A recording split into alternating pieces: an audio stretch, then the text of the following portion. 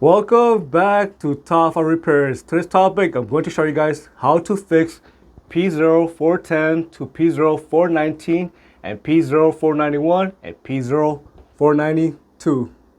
What I have here is a secondary air injection pump, and it contains a DC motor. So the purpose of the air injection pump is to take air from the outside, and its purpose is to inject air into the exhaust. The way it does it is that it takes air from the outside and it pushes through here, and it's going to go through a check valve, and as long as that check valve stays open, air can pass right through it, and air is going to get pushed inside each bank of the exhaust system, and by doing this, it's going to help lower emission at startup. What are some of the symptoms of a bad secondary air injection pump? And obviously, you're going to get codes. If you're getting those trouble codes, most likely you're going to have a bad secondary air injection pump.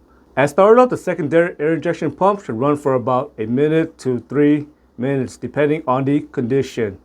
Now, if you start up your vehicle and your vehicle is equipped with a secondary air injection pump and you don't hear any noise coming from it, that could be a sign that the air injection pump blower motor is bad.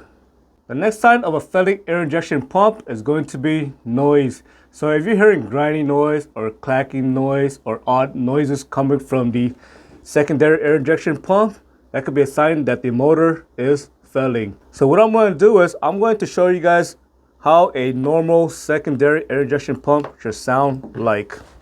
So let's begin. So this is how a normal secondary air injection pump motor should sound like.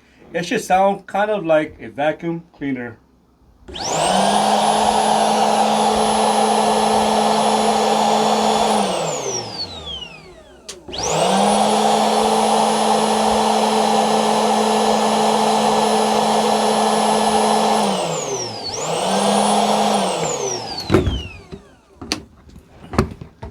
So again, if you don't hear that sound and it sounds like it's making a clacking noise or grinding noise and so on, again, that could be a sign that the motor is bad.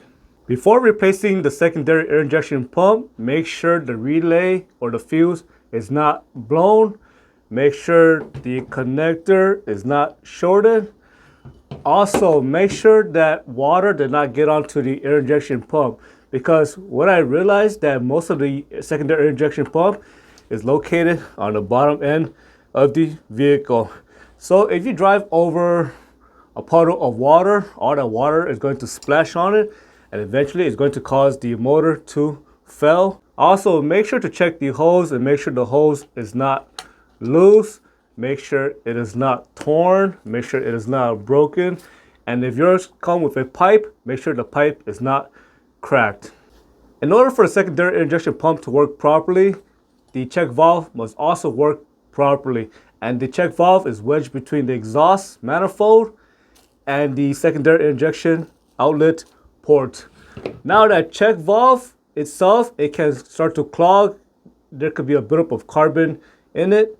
So make sure that check valve is not blocked.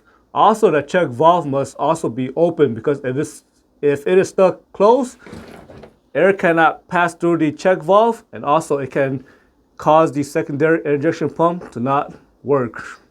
I hope you found that video useful. As always, thank you for watching and subscribe to Top 5 Repairs.